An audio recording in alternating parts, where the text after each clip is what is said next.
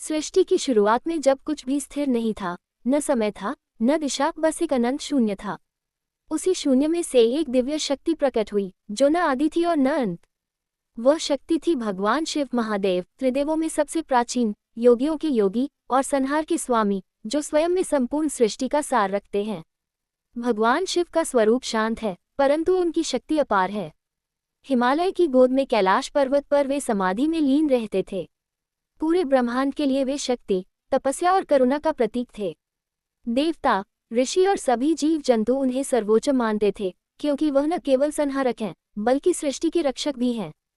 योजक चिन्ह, योजक चिन्ह, योजक चिन्ह। लहर 1, समुद्र मंथन और शिव का महात्याग। एक समय ऐसा आया जब देवताओं और दानवों के बीच लगातार युद्ध होने लगे। दोनों ही पक्ष शक्तिशाली थे और लगातार संघर्ष के कारण तीनों लोकों में अशांति फैल गई। अंत में देवताओं और दानवों ने मिलकर समुद्र मंथन करने का निर्णय लिया, ताकि अमृत प्राप्त हो सके और सभी लोगों का कल्याण हो। मंद्राचल पर्वत को मथानी बनाया गया और वासुकी नाग को रस्सी। देवता एक ओर खड़े हुए और दानव दूसरी ओर। मंथन प्रारंभ हुआ। शुरुआत में समुद्र से अनेक दुर्लभ रत्न, दिव्य वस्तुएं, धन और औषधियां निकलीं। सारे देवता प्रसन्न थे, लेकिन अचानक समुद्र से एक भयंकर आग की लपट उठी और उसके साथ ही निकला हलाहल विष इतना प्रचंड कि उसके धुएं से ही सृष्टि जलने लगी। देवताओं के शरीर कांपने लगे। दानव भी भयभीत होकर इधर उधर भागने लगे। विष इतना भयंकर था कि यदि वह फैल जाता तो पृथ्वी, आकाश और पाताल सब कुछ नष्ट हो जाता।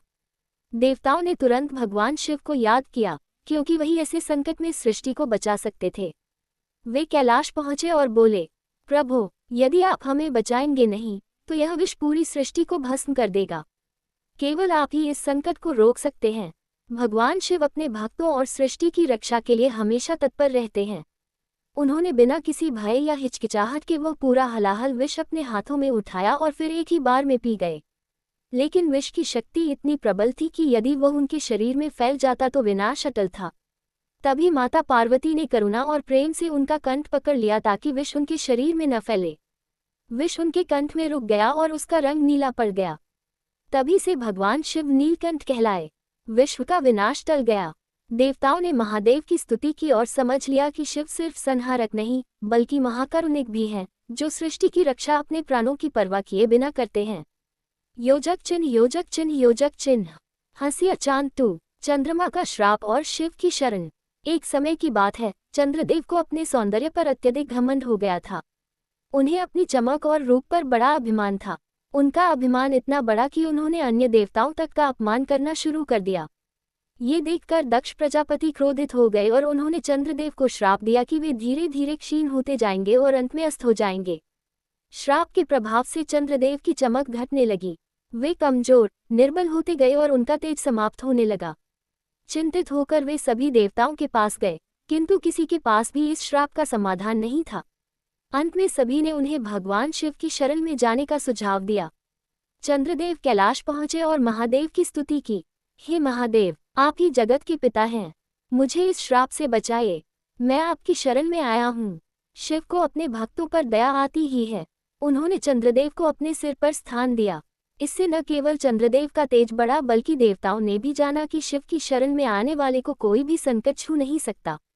इसीलिए शिव के कई नाम हैं, चंद्रशेखर, सोमेश्वर और चंद्रमौली। योजक चिन्ह, योजक चिन्ह, योजक चिन्ह। फायर 3, दक्ष यज्ञ और भगवान शिव का अपमान।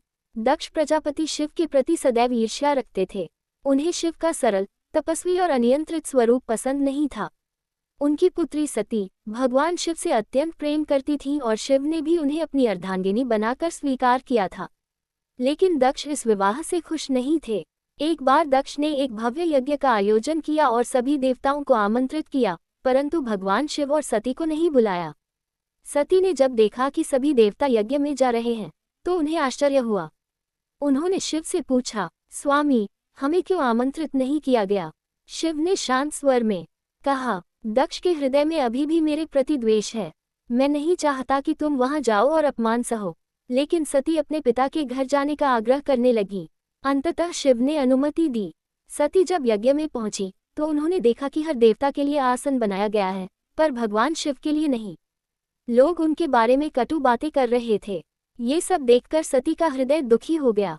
उन्होंने क्रोध और पीड़ा में कहा, जिस शरीर ने आपके साथ जन्म लिया है वह अब आपके लिए व्यर्थ है। मैं इस अपमान को सहन नहीं कर सकती, और यज्ञ की अग्नि में कूदकर अपने शरीर का त्याग कर दिया। जब ये समाचार शिव को मिला तो उनका क्रोध इतना भयानक था कि उन्होंने अपना जटा से वीरभद्र और भद्रकाली का निर्माण किया और दक्ष के यज्ञ का विनाश हो गया। बाद में शिव ने अपने क्रोध को शांत किया और दक्ष का जीवन वापस लौटा दिया। इस घटना ने संसार को सिखाया कि अहंकार का अंत विनाश है, और भगवान शिव अपने भक्तों के सम्मान के लिए किसी भी हद तक जा सकते हैं। योजक चिन्ह योजक चिन्ह योजक चिन्ह 4 पुनर्जन्म और माता पार्वती। सती का शरीर त्याग देना भगवान शिव के लिए अत्यंत दुखद था। वे कैलाश लौटे और गहरी तपस्या में लीन हो गए। समय बीतता गया। सती ने अगले जन्म में माता पार्वती के रूप में जन्म लिया। बचपन से ही उनका हृदय शिव के प्रति समर्पित था। वे कठोर तपस्या करती रही ताकि शिव उन्हें स्वीकार करें। पार्वती की तपस्या इतनी कठोर थी कि देवताओं ने भी उनकी परीक्षा लेने की कोशिश की। उनके शरीर पर धूल जम गई। वे भोजन त्याग कर केवल वायु पर जीने लगी। उनकी तपस्या देखकर भगवान शिव ने उन्हें पुनः स्वीकार किया और उनसे विवाह किया। यह विवाह दिव्य था और देवताओं ने स्वर्ग से फूल बरसाए। योजक चिन्ह योजक चिन्ह योजक चिन्ह 5 गणेश का जन्म और शिव का क्रोध। एक दिन माता पार्वती स्नान कर रही थी। उन्होंने अपने शरीर के चंदन से एक बालक बनाया और उसमें प्राण फूंक दिए। वह बालक गणेश जी थे। पार्वती ने गणेश को आदेश दिया, जब तक मैं स्नान करूं, किसी को अंदर न आने देना। कुछ देर बाद भगवान शिव वहां पहुंचे। गणेश जी ने उन्हें रोक दिया। शिव ने समझाने की कोशिश की, लेकिन गणेश अपने कर्तव्य पर अडिग रहे। शिव को क्रोध आया और उन्होंने गणेश का सिर काट दिया। जब पार्वती ने ये देखा तो वे विलाप करने लगी। उन्होंने शिव से कहा, यदि आपने मेरे पुत्र को वापस जीवित नहीं किया तो पूरे संसार का विनाश हो जाएगा। शिव ने तुरंत अपने गणों को आदेश दिया कि पहला जीव जो आपको उत्तर दिशा की ओर मुख किए मिले, उसका सिर लेकर आओ। उन्हें एक हाथी मिला। गणेश को हाथी का सिर लगाया गया और वे पुनः जीवित हो गए। तभी से वे गणपति, विघ्नहर्ता और सबसे पहले पूजा जाने वाले देव बने। योजक चिन्ह योजक चिन्ह योजक चिन्ह 6 शिव की करुणा और सरलता। शिव दुनिया के सबसे सरल देव हैं। उन्हें केवल बेलपत्र, धतूरा, भस्म और गंगाजल से ही प्रसन्न किया जा सकता है। वे किसी के धन, वैभव या पूजा की भव्यता नहीं देखते, वे भक्त की भावना देखते हैं। उनका निवास कैलाश है, जहां वे अपने गणों, नंदी, भूत प्रेत और नागों के साथ रहते हैं। वे हर उस प्राणी को स्वीकार करते हैं जिसे दुनिया तुच्छ समझती है, इसलिए उन्हें भोलेनाथ कहा जाता है। योजक चिन्ह योजक चिन्ह योजक चिन्ह चमकता सितारा। कहानी की सीख मोरल। त्याग ही सच्ची शक्ति है। शिव ने विष पीकर सृष्टि बचाई। अहंकार विनाश का कारण है। दक्ष यज्ञ इसका उदाहरण है। सच्ची भक्ति कठिनाई को जीत लेती है। पार्वती की तपस्या। कर्तव्य बड़ा है, उम्र नहीं। गणेश ने कर्तव्य निभाया, इसलिए उन्हें प्रथम पूज्य का सम्मान मिला। भक्ति में सरलता श्रेष्ठ है। शिव कम से कम में खुश होते हैं।